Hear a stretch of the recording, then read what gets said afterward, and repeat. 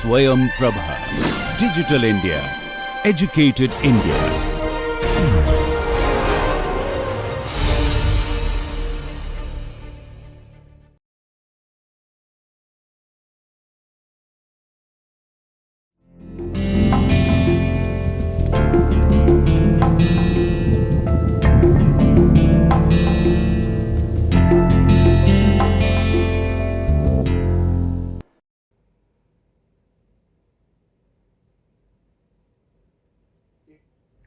Hello everyone, I am Dr. Shabnam Mehlawat from the Faculty of Law, University of Delhi. This is my lecture number 15 and I will be talking and discussing the pros and cons and the provisions of the Scheduled Tribes and Other Forest Dwellers Recognition of Forest Rights Act 2006. Now this law was specially created for protecting the traditional knowledge and communities of the forest lands which were earlier were taken away during the British rule in a very unfair manner. So the rights which relate to such people was asked by the government to be protected and let them have a say in the running of the businesses which are within their peripheral lines or within their lands. So to address the adverse living conditions of many tribal families living in the forests on account of non-recognition and vesting of pre-existing rights, landmark legislations, Scheduled Tribes and Other Traditional Forest Dwellers Recognition of the Forest Rights Act 2006 had been enacted to recognize and vest the forest rights and occupation of forest land in forest dwelling of the Scheduled Tribes and other traditional forest dwellers who have been residing in such forests for generations and whose rights could not be recorded. The background of the law. For a very long time, many people, especially the Scheduled Tribes, have coexisted symbiotically in and around the forests. Because of this interdependence, there are formalized or informal customary rights for extraction and use of forest products that are guided by moral principles and ethical behavior, ensuring that the forests do not become too degraded. During the colonial rule, the emphasis moved from using the forest as a basis for resource for local community sustenance to using them as a state resource for commercial interests and development of agricultural land.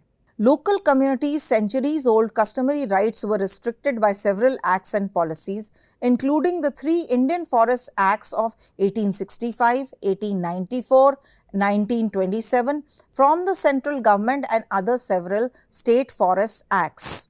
Indian Forest Acts were governed by mainly two laws today, which is the Indian Forest Act 1927 and the Wildlife Protection Act 1972.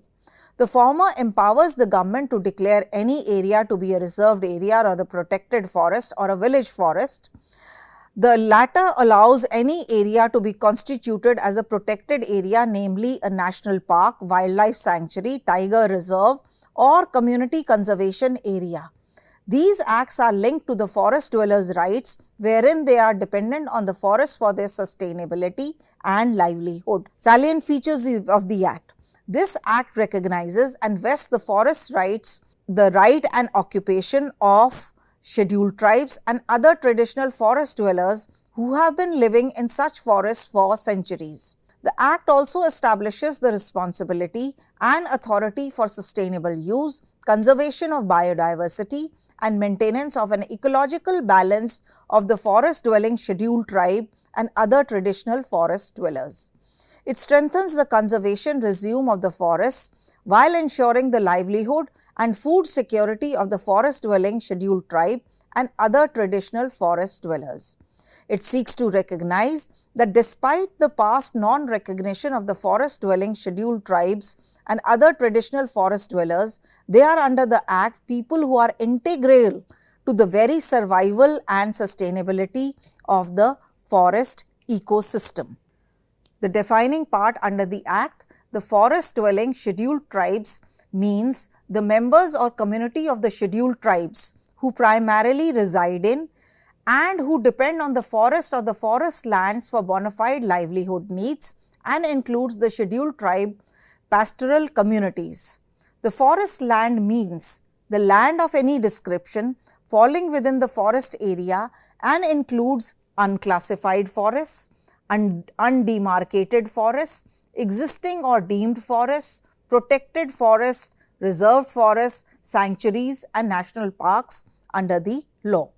The forest right means the forest rights referred to under section 3, and the forest villages means the settlements which have been established inside the forest by the forest department or the state government for forestry operations, or which were converted into forest villages through the forest reservation process, and includes forest settlement villages, fixed demand holdings, all types of Tungyar settlements by whatever name called for such villages, and includes lands for cultivation and other uses permitted by the government.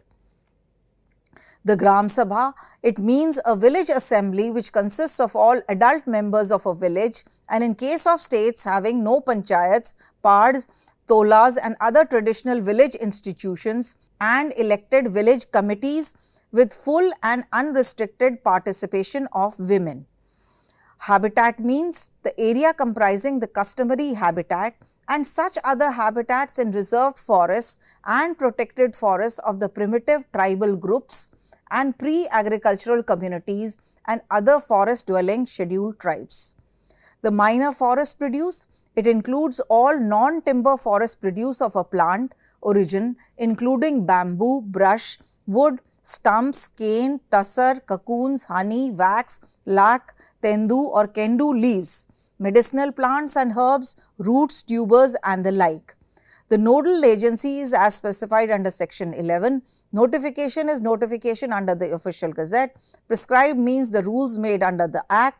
Scheduled areas are areas in clause 1 of article 244 of the constitution. Sustainable use has the same meaning as that given under the Biological Diversity Act, which means to protect and preserve in a manner by which we can make use of them, but also protect and preserve them. Other provisions are other traditional forest dwellers. This is a member or community who has for at least 3 generations prior to the date 30th day of December 2005 resided in or depended on the forest or forest lands for bona fide livelihood needs. For this purpose, generation means a period comprising of 25 years. Village means a village referred to in clause B of section 4 of the provision of the Panchayats extended to the Scheduled Areas Act 1996. Any area referred to as a village in any state law relating to a panchayat other than the scheduled areas, the forest villages, old habitation or settlements, and unsurveyed village, whether notified as a village or not. In the case of states where there are no panchayats, the traditional village by whatever name it is called. Wild animal, it means a species which is specified in Schedule 1 to 4 of the Wildlife Protection Act and is found wild in nature. The kinds of rights of the forest dwellers. They have the right of ownership, which it gives. The forest dwelling scheduled tribes and other traditional forest dwellers have the right of ownership of land found by the tribals or forest dwellers subject to a maximum of 4 hectares. Ownership is only for the land which is being cultivated by the concerned family, and no new lands will be granted. Right as an owner to make use of the forest land, the right of the dwellers extends to extracting minor forest produce and the grazing areas, which means they can graze their cattle and take the fruit of the forest or a little timber for their sustenance purposes. But they cannot fell down a tree or do any other activity which is major in nature. When government seeks to take over, the right to compensation for the land taken away for rehabilitation and is subject to restrictions for forest protection. When the government takes over that land, after that they do not have any rights over that land and they have to move away for a further settlement. The forest management rights in certain cases, it is the right to protect, regenerate, conserve or manage any community forest resource which they have been traditionally protecting and conserving for a sustainable use. Forest rights of the forest dwelling scheduled tribes and other traditional forest dwellers. They have the right to hold and live in the forest land. Common occupation for habitation or self-cultivation for livelihoods by member or members of the scheduled tribe or the forest dwellers. Community rights such as Nistar by having whatever name called by use in princely states, zamindari or intermediary regimes. Right of ownership, access to collect, use and dispose of the minor forest produce which has been traditionally collected within or outside the village boundaries. Community rights of uses or entitlement such as the fish, other products of the water bodies, grazing of the cattle, resource access of nomadic or pastoral communities. Rights include community tenures of the habitat and the habitation for primitive tribal groups and pre-agricultural communities. Rights in or over disputed lands under any nomenclature in any state where claims are disputed. Rights of the conversions of pattas or leases or grants issued by the local authority or the state government or forest land to titles. Rights of settlement and conversion of forest villages, old habitation, unsurveyed villages and other villages in the forest, whether recorded, notified or not, into revenue villages. The right to protect, regenerate or conserve, manage any community forest resource which they have been traditionally protecting and conserving for sustainable use. In the case of Orissa mining also, they were traditionally protecting a hill whereby they would worship to their gods, and that hill was separated from mining activities. Rights which are recognized under the state law or any other autonomous district council or autonomous regional council which are accepted as rights of the tribals under any traditional or customary law of the concerned tribe. Right of access to biodiversity, community right to intellectual property and traditional knowledge related to biodiversity and cultural diversity. Any other traditional right customarily enjoyed by the forest tribes or forest dwellers, as the case may be, which are not mentioned in these clauses, excluding the traditional right of hunting or trapping or extracting a part of the body of any species of wild animals. So, they are not allowed to hunt, trap or extract any body parts or to trade in the same or to gain money out of such activities. That is absolutely prohibited under the Wildlife Protection Act.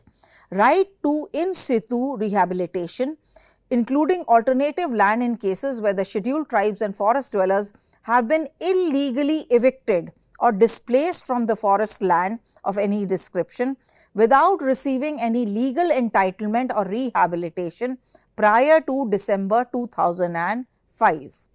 The diversion of land for essential services.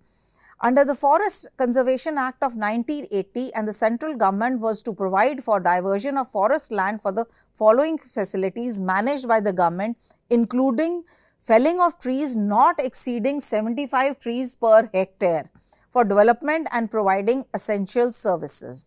The essential services are schools, dispensary, hospital, Anganwadis, fair price shops, electric and telecommunication lines, tanks and other minor water bodies, drinking water supply and water pipelines, water or rain water harvesting structures, minor irrigation canals, non-conventional source of energy, skill upgradation or vocational training centers, roads and community centers. The diversion shall be allowed only if the forest land is diverted for purposes mentioned in the subsection is less than 1 hectare in each case. The clearance of developmental projects shall be subject to the same conditions, and the same is recommended by the Gram Sabha. Recognition, restoration and vesting of forest rights and related matters. Nothing in this law for the time being in force shall, and subject to the provisions of the Act, the central government recognizes and vests forest rights in the forest dwelling scheduled tribes in areas in states where they are declared as scheduled tribes in respect to all forest rights mentioned in section 3, other traditional forest dwellers in respect of all rights mentioned in section 3. The forest rights recognized under the Act are critical wildlife habitats of the national parks, sanctuaries may subsequently be modified or resettled, provided that no forest right holders shall be resettled or their rights in any manner affected or create inviolate areas for wildlife protection in case of the following conditions are satisfied. The process of recognition and vesting of rights is complete and the area is under consideration. It has been established that the concerned agencies of the state government in exercise of their powers under the Wildlife Protection Act, the activities or impact on the presence of holders of the rights of the wild animals is sufficient to cause irreversible damage and threaten the existence of such species and their habitat. State government has concluded that other reasonable options such as coexistence are not available. Resettlement or alternative package has been prepared and communicated that provides a secure livelihood for the affected persons and fulfills the requirements of affected individuals and communities under the relevant laws and policies of the central government. The free informed consent of the Gram Sabhas in the areas concerned to the proposed resettlement and to the package has been obtained in writing. No resettlement shall take place until facilities and land allocation for resettlement location are complete as the promised package. The critical wildlife habitats from which right holders are relocated for the purpose of wildlife conservation shall not be diverted by the state government or the central government or any other entity for other uses. They will only be used for the specific purpose for which they have been taken over. The terms and conditions. Recognition and vesting of rights under this Act for scheduled tribes and other forest dwellers in respect to any state or union territory in respect of the forest land and their habitat is subject to conditions that such tribes and communities had occupied the forest land before 13 December 2005. A right confirmed shall be heritable but not alienable or transferable and shall be registered jointly in the name of both the spouses of the married persons and then in the name of a single head in case of a household headed by a single person and the absence of a direct heir. The heritable right shall pass on to the next of kin. The member or the scheduled tribe or forest dweller shall be evicted or removed from forest under his occupation till the recognition and verification procedure is complete. Now, this is talking about the procedure where these people are moved out of their lands and how that process takes place, where they can be identified, their documents be produced, and then only they will be rehabilitated, that their land will be taken over. The forest rights recognized and vested under subsection 1 in respect of the land mentioned in clause 1 of section 3. The land shall be under the occupation of an individual or a family or a community on the date of the commencement of this Act and under actual occupation and shall in no case exceed an area of 4 hectares. They shall be conferred free of all encumbrances and procedural requirements, including clearance under the Forest Act, requiring to pay the net present value and compensatory afforestation for diversion of land except for those who are specified under this Act. It recognized and vested the forest rights recognized and vested under this Act include the right of the land to forest tribes and traditional dwellers who can establish that they are displaced from their dwelling and cultivation without land compensation due to the state development interventions, and where land has not been used for this purpose, it was acquired within 5 years of the said acquisition. Duties of the forest right holders: they shall protect the wildlife, forest and biodiversity, ensure that the adjoining catchment areas, water sources and other ecologically sensitive areas are adequately protected.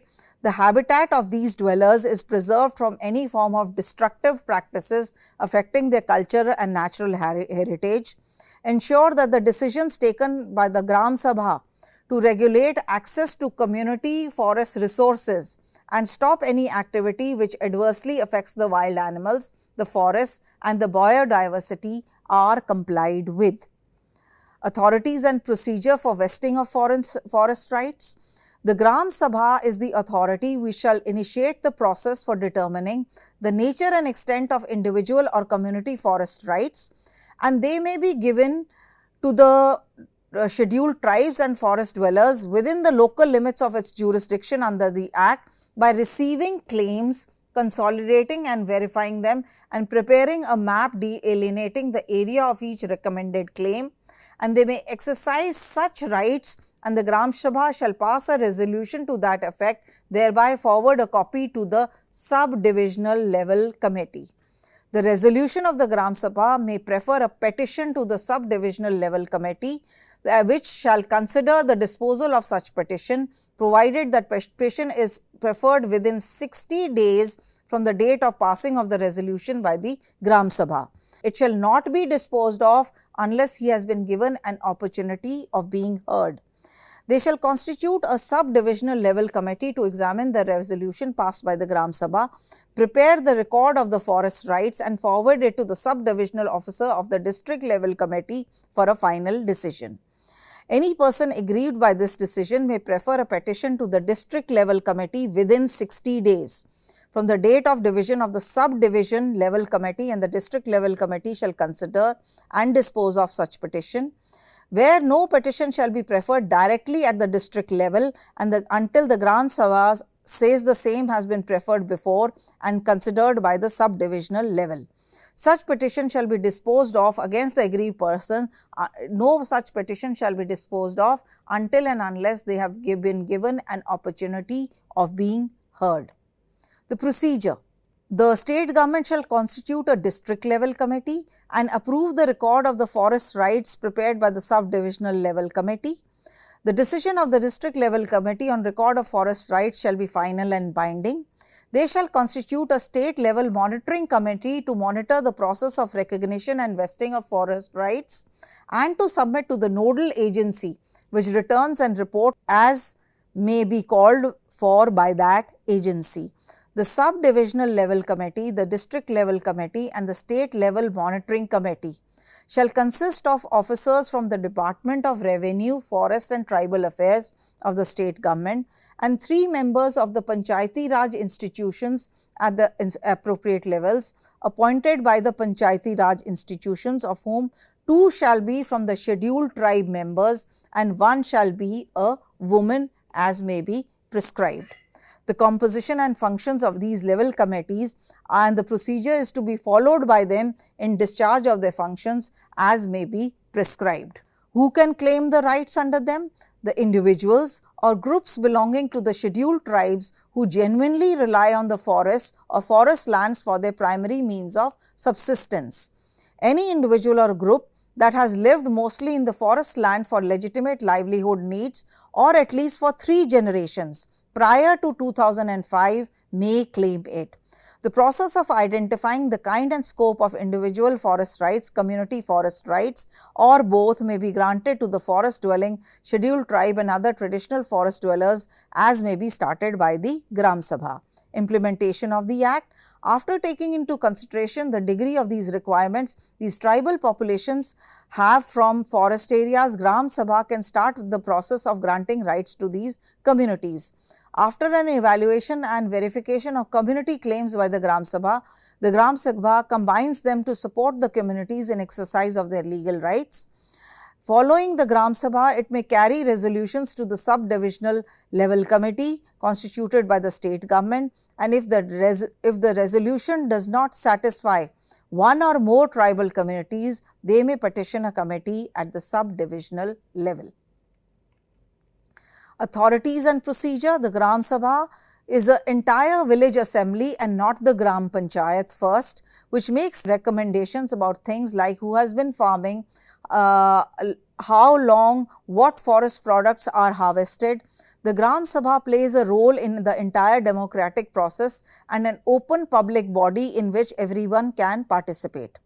Recommendation of the Gram Sabha goes through the 2 stages of screening at the district and the taluk level committees. The final decision is made at the district level committee. The committee consists of 6 members, 3 elected individuals and 3 governmental personnel. Everyone or anyone who thinks a claim is false may appeal to the committees at the district or the taluka levels, and if they succeed in establishing their case, the right is denied. Lastly, land recognized by this Act cannot be bought, sold or moved. Offences and penalties under the Act. Any authority, committee or officer that violates the provisions of the Act or the rules made thereunder will have committed an offence under the Act and is subject to legal action and punishment, including a fine of 1,000 rupees. The second part of the section contains a proviso. As long as the concerned person can demonstrate the offence was committed without his knowledge and he took all reasonable precautions to stop it from happening, no member of the authority, committee or head of the department or individual shall be held accountable. The miscellaneous provisions. The members of the authorities. Every member of the authority and every officer exercising his powers shall be deemed to be a public servant within the meaning of section 21 of the IPC. All action which is taken in good faith will be protected. That is, no suit or proceeding shall lie against an officer or employee for anything which is done in good faith. No legal proceeding shall lie against a central government or a state government officer which is done in good faith, and no suit or proceeding shall lie against any authority, chairperson, member secretary, officers where they have taken an action in good faith.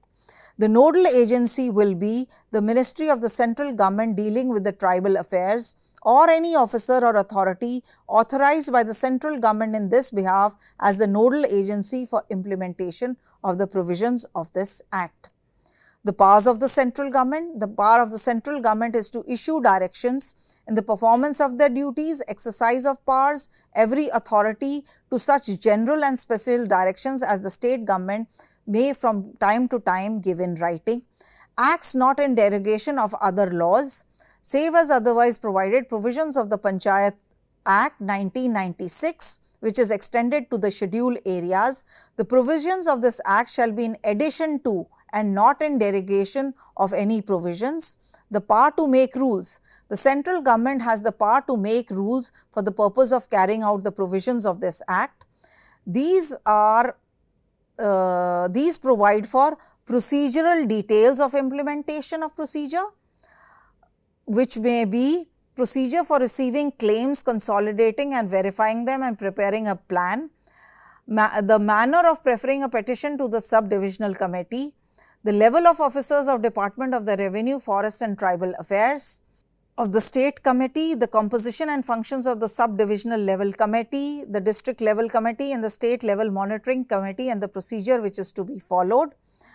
Every rule made by the central government should be laid before each house of the parliament in session for within a total period of 30 days, which may comprise of one session or two sessions or successive sessions, but before the expiry of the session, immediately following the session or successive sessions, both houses agree to modify the rules which have been made, and the modified rules should not have a detrimental effect and shall be without the prejudice to the validity of anything which is previously done under the rule. The Act aims to undo the injustices which were caused by the government actions towards forest dwelling groups in both the colonial and the independent India. These communities' claims over their resources were taken away way back in the 1850s. In addition to giving tribes a means of subsistence, the legislation can preserve forests sustainably through traditional methods. In addition to recognizing the right to own and occupy the forest land for personal or common use, as well as the right to collect, use and dispose of minor forest products, the Act grants various rights to ensure their control over their forest resources. For example, the right to own, the right to regenerate, the right to conserve, the right to manage any community forests that have been historically protected and conserved for sustainable use. These rights also include the rights of Nastar or the community rights and the habitat rights for primitive tribal people. The scheduled tribes and other traditional forest dwellers recognition of forest rights rules, which were brought in the year 2007 and amendments have been made in the year 2012. Under this, the Act means the Act of 2006, The claimant is a person who may be an individual, family or community making a claim for recognition and vesting of rights. Sale of surplus produce arising of such rights. Then community rights means the right listed in section 3. Disposal of minor forest produce shall be the right to sell as well as individual or collective processing, storage, value addition, transportation within and outside the forest through appropriate means of transport for use of such produce or sale by gatherers or their cooperatives or associations or federations for livelihood. The transportation of minor produce shall be modified and given by the committee constituted or the person authorized by the Gram Sabha. This procedural requirement to transit permits in no way shall restrict or abridge the right to disposal of the minor forest produce. Collection of the produce shall be free of all royalties or fees of any charges, and the rights committee means a committee constituted by the Gram Sabha under Rule 3. There is under 2A, there is identification of the hamlets or the settlements and process of their consolidation. Section 3 and 4 talk about the Gram Sabha and its functions. Now, the rules which have been drafted talk about the rules and the procedure which are adopted by the several authorities, specifically the Gram Sabha, for identifying and carrying out the various functions allocated to him for the purpose of this act. So, the Gram Sabha shall be convened by the Gram Panchayat, and it shall elect from amongst its members a committee of not less than 10 but not exceeding 15 persons as members of the Forest Right Committee, where 2/3 of members shall be from the scheduled tribes, not less than 1/3 of members shall be women, and that where there are no scheduled tribes, at least 1/3 of members shall be women. The Forest Rights Committee shall decide on a chairperson, a secretary, and intimate it to the sub-divisional level committee. If he is an interested party, he will not be a member. The other functions and procedure under the rules are under section 5 and 6, it talks about the sub-divisional level committee and its functions, talks about 7 and 8 talk about the district level committee and their functions. Section 9 talks about the state level monetary committee and their functions. Section 11 talks about the procedure of filing, determination and verification of the claims by the Gram Sabha. Section 12 talks about process of verifying the claims by the Forest Rights Committee. 12A talks about process of recognition of rights. 12B talks about process of recognition of community rights. Then the evidence for determination of forest rights is under section 13. Section 14 talks about the manner and the form of petitions which are sent to the sub-divisional level committee. Same goes for section 15, where the manner and forms for petitions to the district level committee, and then the post-claim support and hand-holding to holders of these forest rights. The amendments which have been made out in the year 2022, now they are slightly not taken well by the community or the forest dwellers or the scheduled tribes, since they talk about certain rights in which their say may not be taken while taking away the land which belongs to them to other entities. India's traditional societies and most of the people living in the forest areas, which were later termed to be tribal communities, they are an integral part of the forest lands as they were knit with the daily committees related to these forests. Their existence was dependent on the forests as their habitat and livelihood was carried out in these forest lands only. They understood the nuances related to the forests. They were recognized by the government formed during the British rule period in India, but in disguise of giving compensation to them, they wanted to take away their lands for economic and other benefits for the purpose of exploitation of these forest resources to the detriment of the forest dwellers. These people could not prove ownership and were driven away from their lands and had no means of rehabilitation. The British also brought the forest laws into force with the same motive. The Scheduled Tribes and the Forest Dwellers Act is closely connected to two other laws, which is the Indian Forest Act 1927 along with its amendments later on, and the Wildlife Protection Act 1972. This empowers the government to declare forest lands as reserve, protected or village forests.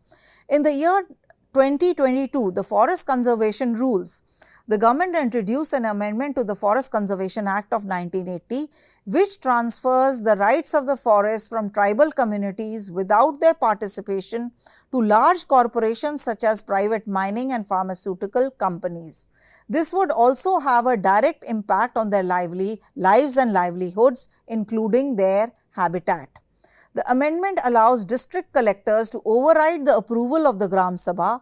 On the flip side, it allows the corporations to make use of these lands with unlimited rights.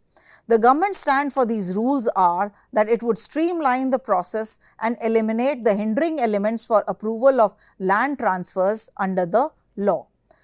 Now, the earlier cases prior to 2022 rules amendment were, it is an affidavit submitted to the Supreme Court in India in the case of T.N. Godavarman Tirumkulpud versus Union of India in the year 1997, that by the colonial government's agency responsible for managing the forests, which remained largely unchanged even after independence, acknowledged that the taking of the homelands and resources of the tribal people and other traditional forest dwellers without the proper legal procedures constituted a historical injustice to them.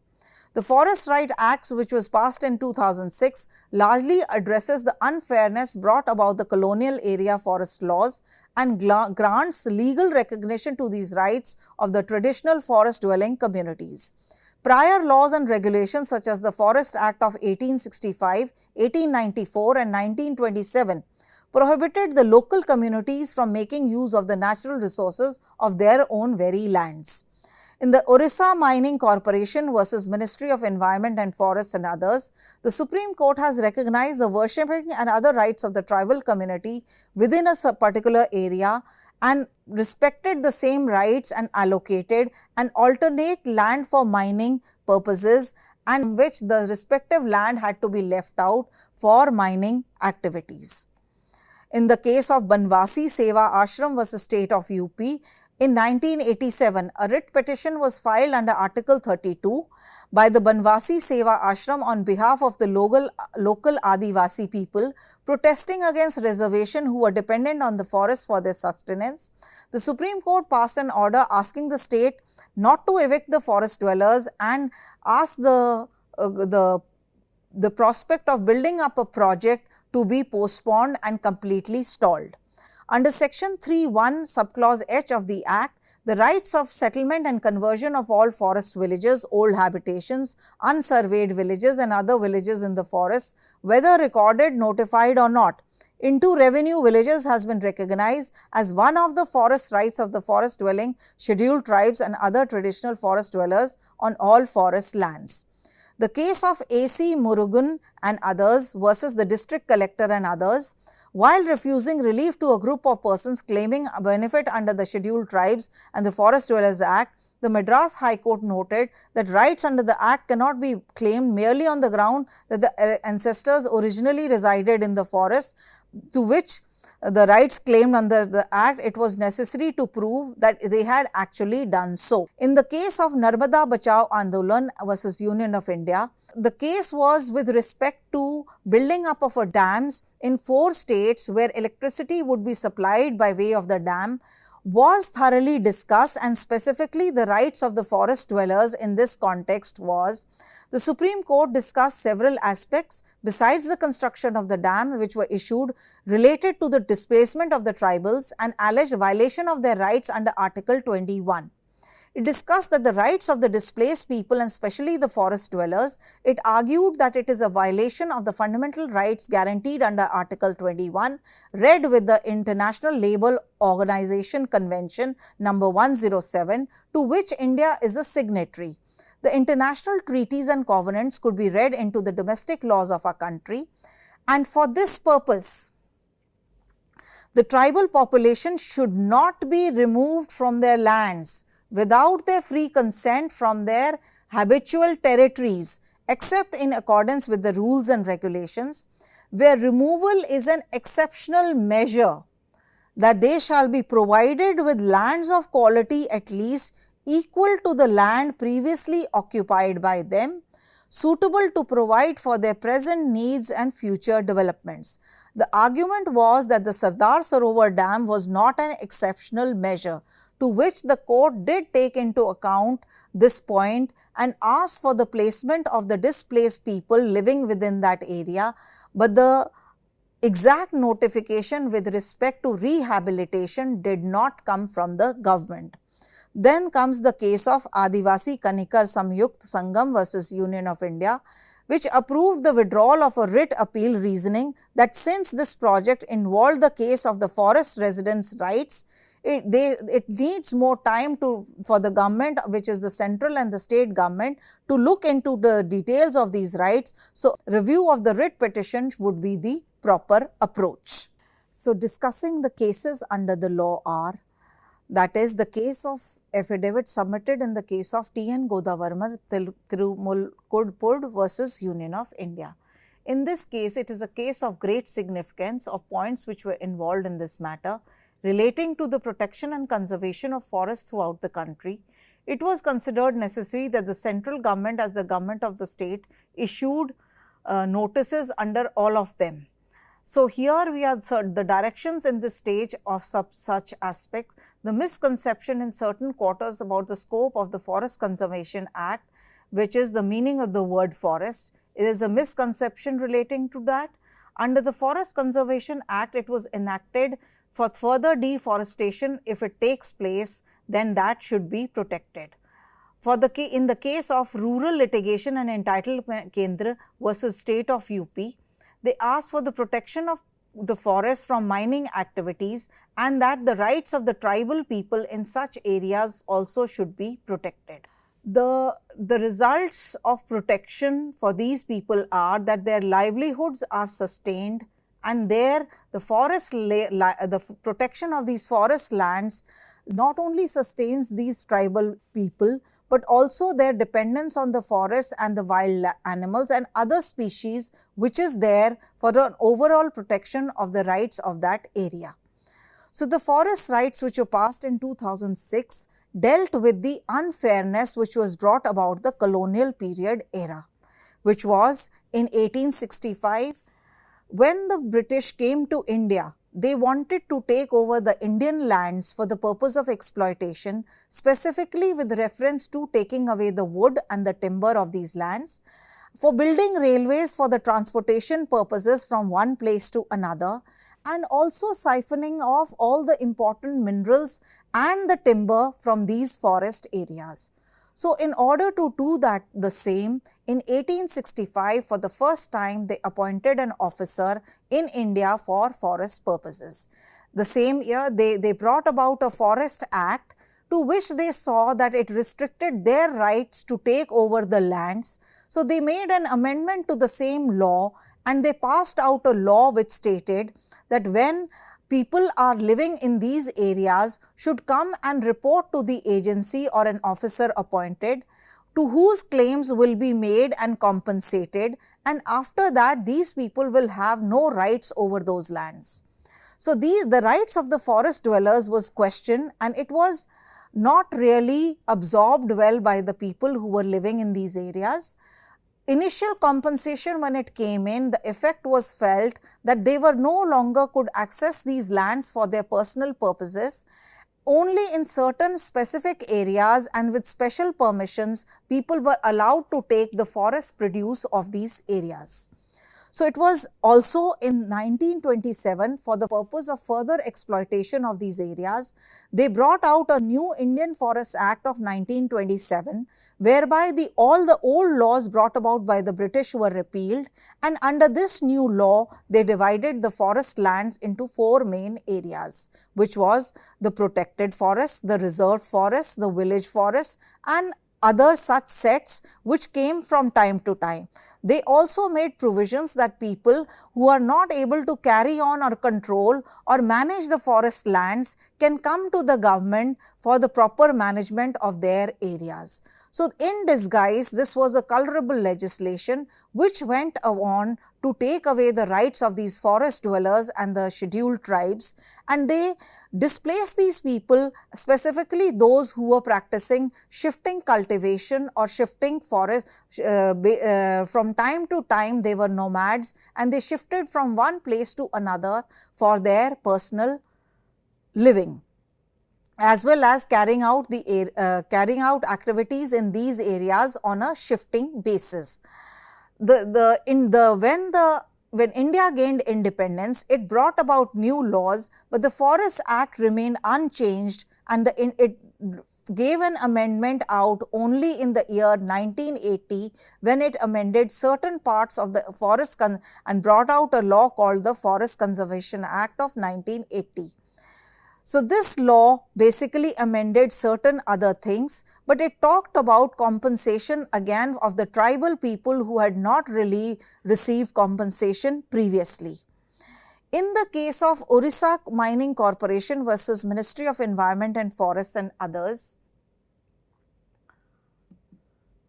the court's judgment came out as that the court had linked indigenous rights, the constitutional provisions for protection of the scheduled tribes, Article 244, and the religious rights, Article 25 and 26, and the Forest Rights Act.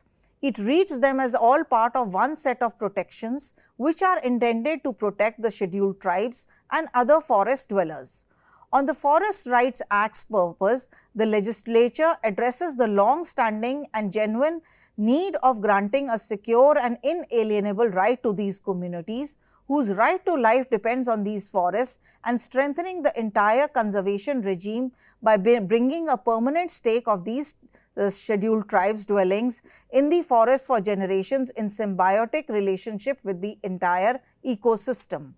The Forest Rights Act is not only about property. They have to bear in mind the objectives and reasons for drafting the Act, which is social welfare and remedial statute. The Act protects a wide range of forest dwellers and scheduled tribes, including the customary right to use forest land as a community forest resource, and not restricted merely to the property rights or areas of habitation. The Gram Sabha has a duty and a power over forest management under Section 5 of the Act, which says preservation of habitat in any form of destructive practices affecting their culture and natural heritage.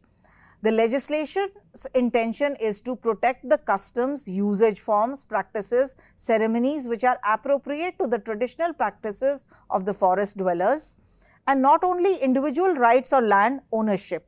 So the central role of the Gram Sabha is reinforced, where it says it plays a role in safeguarding the customary and religious rights of the scheduled tribes and other forest dwellers under the Forest Rights Act. The Section 6 confers powers on the Gram Sabha as individual or community rights, or in this connection reference may be made to Section 13 of the PESA Act.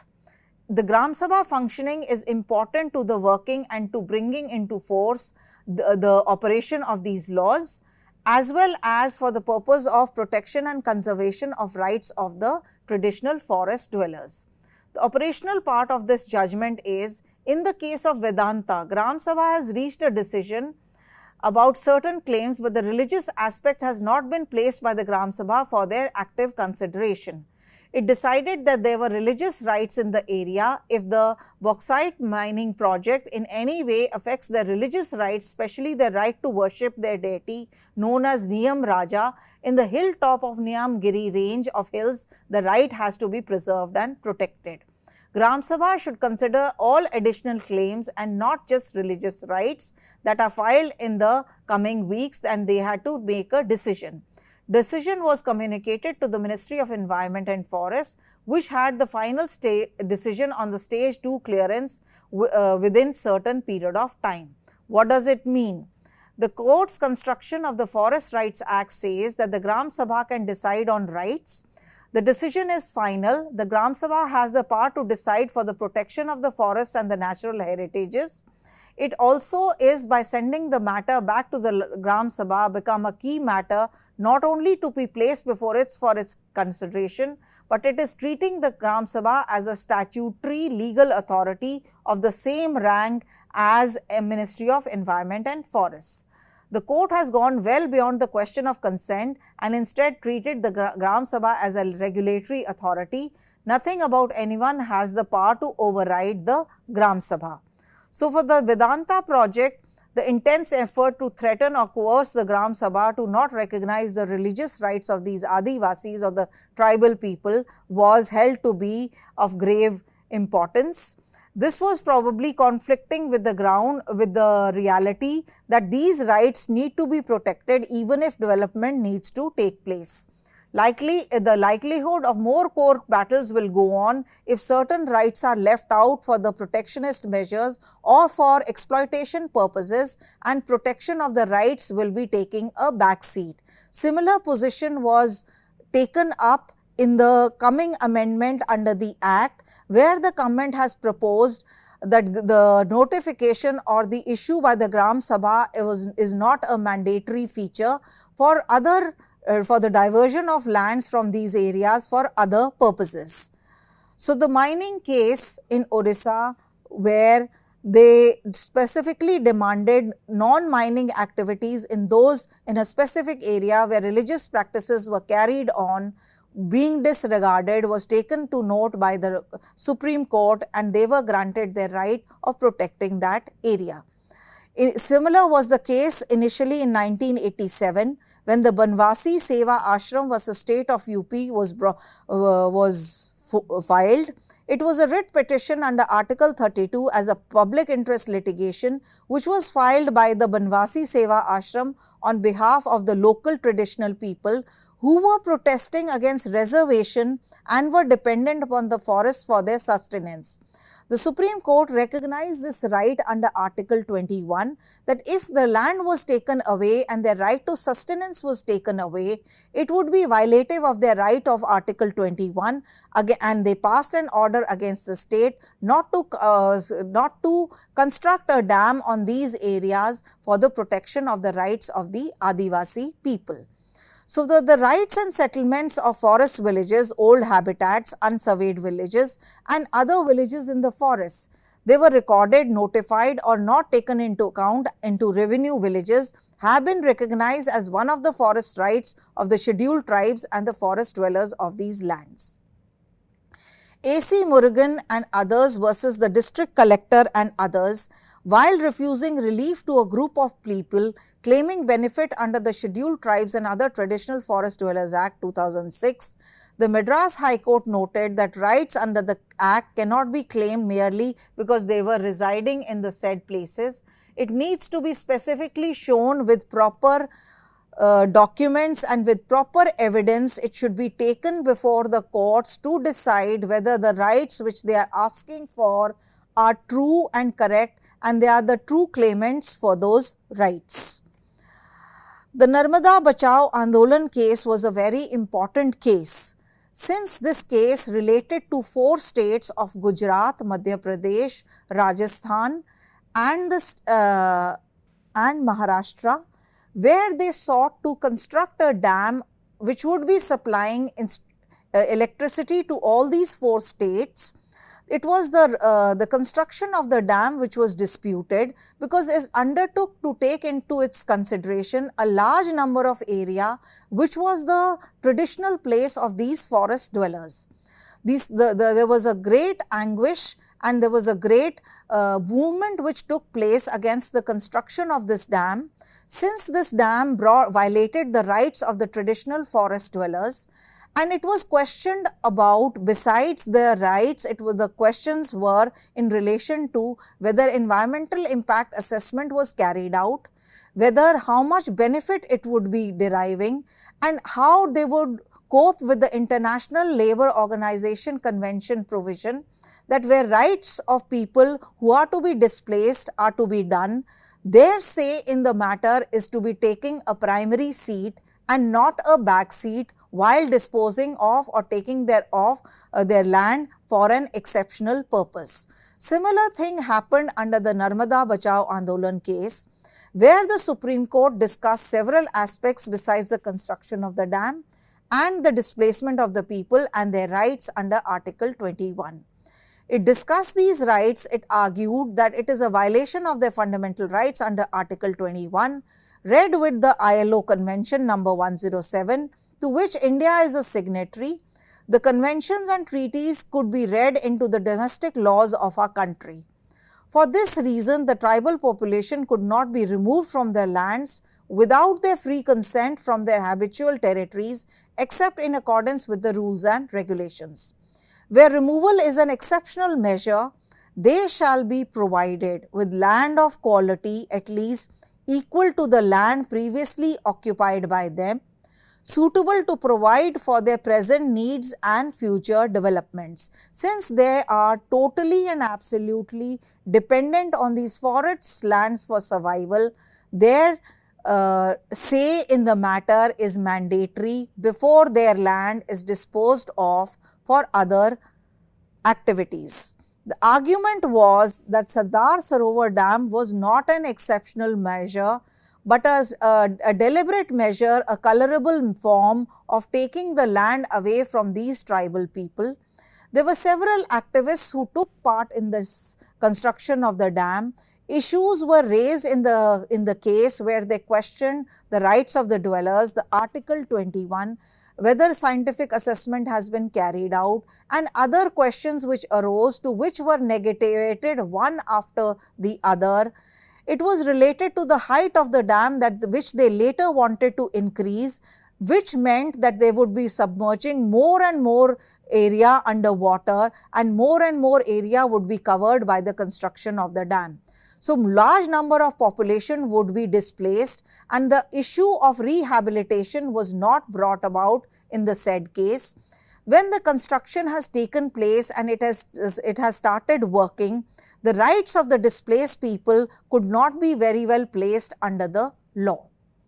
So, this takes into account how far today the rights of these tribal peoples are maintained, protected, for them to make use of these lands, to protect their traditional knowledge and information related to the areas, to the plant life, to the animal life, to which they are the exclusive custodians of these lands. The last case is that of Adivasi Kankar Sanyukt Sangam versus Union of India, that without the approval about the withdrawal of a writ appeal, which reasoned that the case involved the rights of the forest dwellers and the forest residents, which if not looked into in detail by the central authorities and the state authorities, the writ petition would be a proper approach of filing the case and not in the manner in which it was filed in the present case. So, these are some of the cases which dealt with the forest dwellers' right and their related aspects. Overall, it was a colorable legislation when started by the British. It moved from the colorable legislation to the rights of the people, which was protected for a period of time, and now the new amendment, as they say, if it comes into force, would again take away their certain rights, which would be unfair to these people if rights over their lands are taken without their say into the actual projects or prospects which will be coming in the future. Thank you.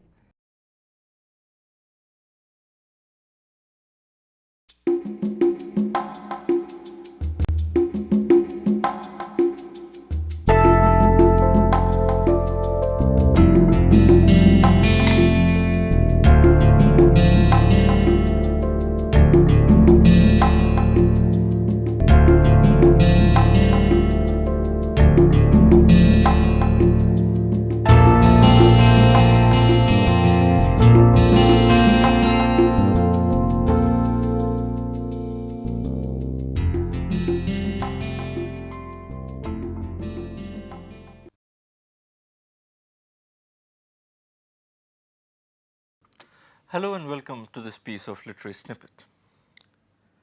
We usually know William Shakespeare as the most revered figure in the history of English literature. But we often tend to forget that he has also been one of the most hated figures in literature. And here I'm not talking only about those boys and girls who have to memorize long sections from Macbeth or King Lear or Julius Caesar before they can go and sit for their school or college exams. But I'm also talking about people who are themselves quite famous authors. Tolstoy, for instance, considered the writings of Shakespeare to be, and I quote, crude, immoral, vulgar, and senseless. George Bernard Shaw absolutely loathed Shakespeare, as he did Homer. But perhaps no other criticism about Shakespeare is more damaging than the one which says that Shakespeare is a marvelous storyteller, provided someone has told him the story earlier. Now, this piece of criticism is particularly damaging because it is true. None of Shakespeare's plays contain any original story whatsoever. They are all written using pre-existing materials, pre-existing stories. Now, does that diminish the stature of Shakespeare as a dramatist? Well, I'll leave that for you to decide.